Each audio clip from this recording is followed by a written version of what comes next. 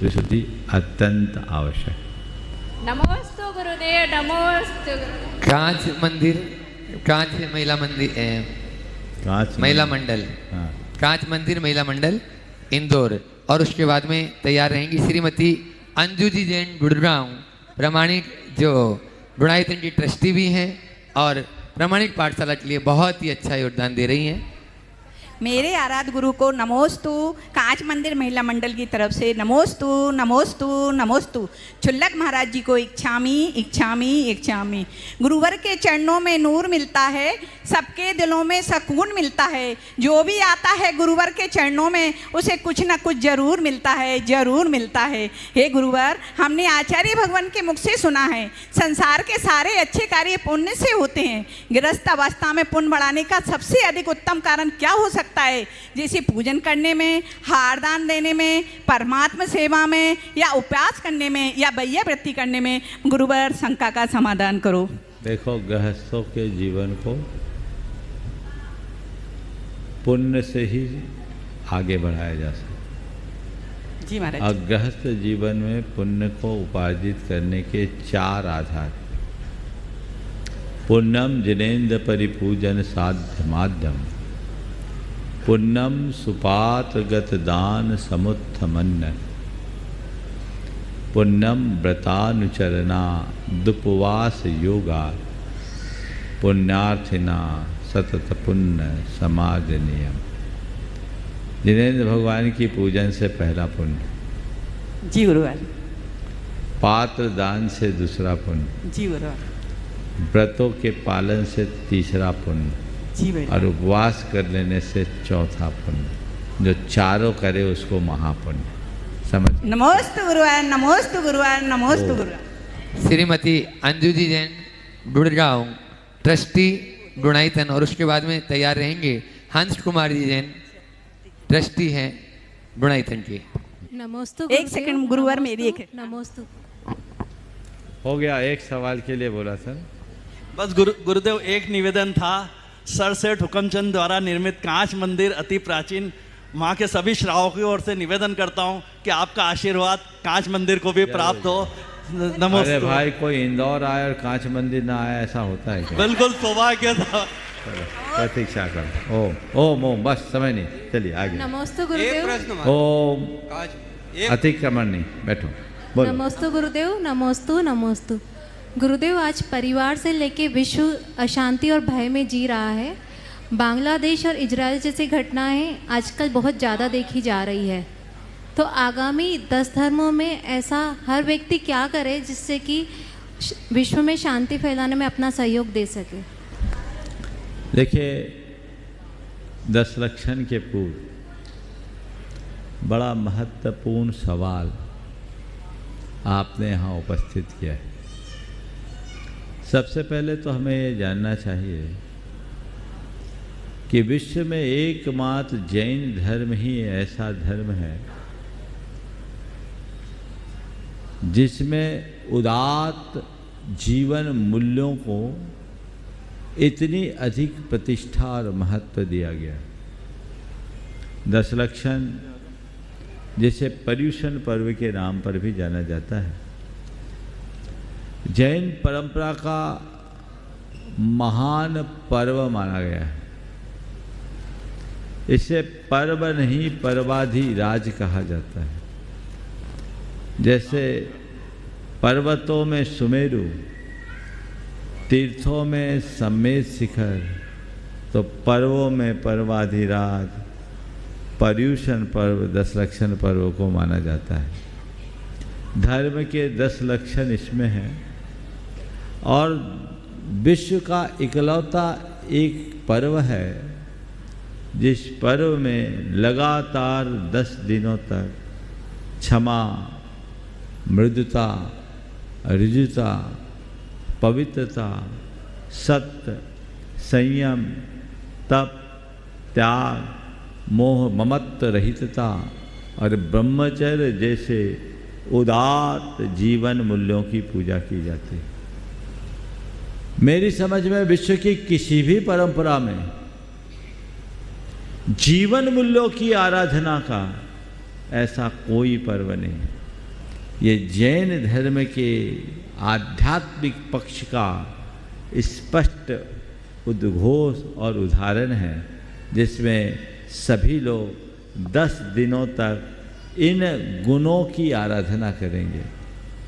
और जिनकी हम 10 दिन आराधना करते हैं, यदि वो हमारे जीवन में आ जाए तो हमारे जीवन का ही काया पलट हो जाए।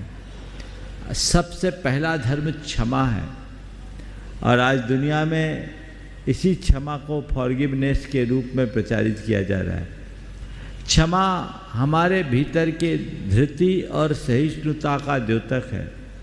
जिस मनुष्य के हृदय में जितना धैर्य हो और जो मनुष्य जितना अधिक सहिष्णु हो, वो उतना अधिक क्षमावान हो सकता है, और जिसके अंतरंग में जितनी गहरी क्षमा होती है वो उतना ही पराक्रमी होता है। आज पूरे विश्व में इस क्षमा भाव को विकसित करने की ज़रूरत है। वैयक्तिक स्तर पर जब हम क्षमा के भाव का विकास करते हैं तो उसका असर सामाजिक स्तर पर होता है, और वैयक्तिक और सामाजिक स्तर से बढ़ते बढ़ते हम सामुदायिक स्तर पर बढ़कर इसे वैश्विक स्तर पर भी स्थापित कर सकते हैं। आज परस्पर में जो खींचातानी है उसे दूर करने के लिए हमें सहिष्णुता का विकास करने की ज़रूरत है, और सहिष्णुता का विकास हम बहुत आसानी से कर सकते हैं बशर्ते क्षमा भाव हम सबके भीतर प्रकट हो। इसी तरह मृदुता हमारे अहंकार के विसर्जन के बाद प्रकट होती। जब तक हमारे अंतरंग में अभिमान पलता रहेगा हम मृदुता का विकास नहीं कर पाएंगे, और मृदुता का विकास करने के लिए हमें अहंकार का विसर्जन करना जरूरी है। जितनी भी दुनिया में लड़ाइयाँ हैं, हम देखें घर परिवार से लेकर संसार तक, वह सब अहंकार की लड़ाई है। यदि व्यक्ति अपने अहंकार का विसर्जन कर दे तो हम इन समस्याओं का बहुत आसानी से निदान कर सकते हैं। इसी तरह तीसरा धर्म है आर्जव धर्म, जो सरलता को बताता है। व्यक्ति अगर अंतरंग से सरल हो जाए, उसके हृदय में किसी तरह का कपट और कुटिलता का भाव शेष न रहे, तो संसार में किसी भी प्रकार की कोई दुरवस्था आ ही नहीं सकती। ये सारी चीज़ें हमारे अंदर के कपटपूर्ण वृत्ति के कारण है, जिसमें छल, धोखा, विश्वासघात, दुराव, छिपाव जैसी वृत्तियाँ उभरती है और वो समस्याएं उत्पन्न करती है। अपने इस प्रकार की समस्याओं का निदान हम धर्म के माध्यम से कर सकते हैं। चौथा धर्म है शौच धर्म। शौच शुचिता का द्योतक है। शुचिता यानी पवित्रता। दरअसल हमारे अंदर में पलने वाली लोभ की वृत्ति ही हमारे मन को मलिन बनाती है। जो व्यक्ति अपने लोभ पर नियंत्रण लाता है वह अंतरंग से पवित्रता को विकसित करता है। आज जिस प्रकार की लिप्सा एक दूसरे के प्रति बढ़ रही है वह हमारे जीवन को मलिन बना रही है। उस मलिनता को दूर करने के लिए हमें अपनी लिप्सा की वृत्ति को नियंत्रित करना अपेक्षित है। और इसके बाद जो व्यक्ति सत्य के प्रति समर्पित हो जाए, सत्यनिष्ठ बनना शुरू कर दे, तो इस तरह की दुविधाएं कभी आएगी नहीं। संयम भी आज हम सबके जीवन में बहुत ज़रूरी है, जिसमें सबसे बड़ा संयम है भावनाओं पर नियंत्रण। आज हर व्यक्ति भावनाओं के आवेग में बहकर कुछ भी करने की स्थिति में आ जाता है, तो यह हमारे जीवन को पीछे ले जाता है। हम सत्य के प्रकाश में संयम के साथ जीने का अभ्यास करें तो हम व्यक्तिगत स्तर से लेकर सर्व स्तर पर अपने जीवन को व्यवस्थित करने में समर्थ हो सकते हैं। इसी तरह तप, त्याग और आकिंचन और अंत में ब्रह्मचर्य, ये हमारे 10 धर्मों के अंग हैं। आपने पूछा है ऐसे समय में हम वैश्विक स्तर पर कैसे काम कर सकते हैं। व्यक्ति को तपस्वी होना चाहिए, ऊंचे मनोबल का धनी होना चाहिए, और तपस्वी होने का मतलब है कष्ट सहिष्णु हो। अगर व्यक्ति कष्टों को सहना शुरू कर दे तो अपने जीवन में बहुत बड़ा बदलाव है और करा जा सकता है। और त्याग का मतलब उत्सर्ग की भावना, अपने पास जो कुछ है उसका अंश दूसरों को देने की तत्परता यदि हमारे मन में आ जाए, त्याग की भावना जो जो बढ़ती है, हृदय में उदारता का विकास क्यों तो होता है, और जैसे जैसे उदारता बढ़ती है विशालता भी बढ़ने लगती है।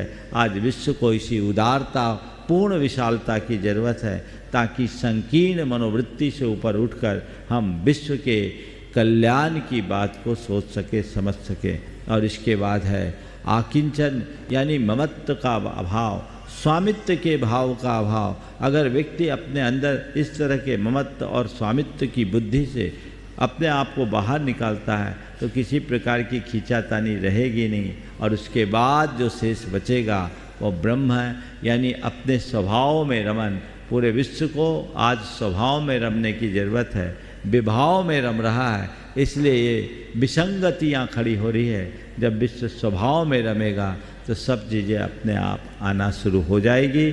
आज हम यही चाहेंगे कि विश्व में इस तरह की भावनाओं का प्रसार हो, हम इसे व्यापक तरीके से बताएं कि इन भावनाओं को व्यक्ति के स्तर पर आत्मसात करने की प्रेरणा दी जाए।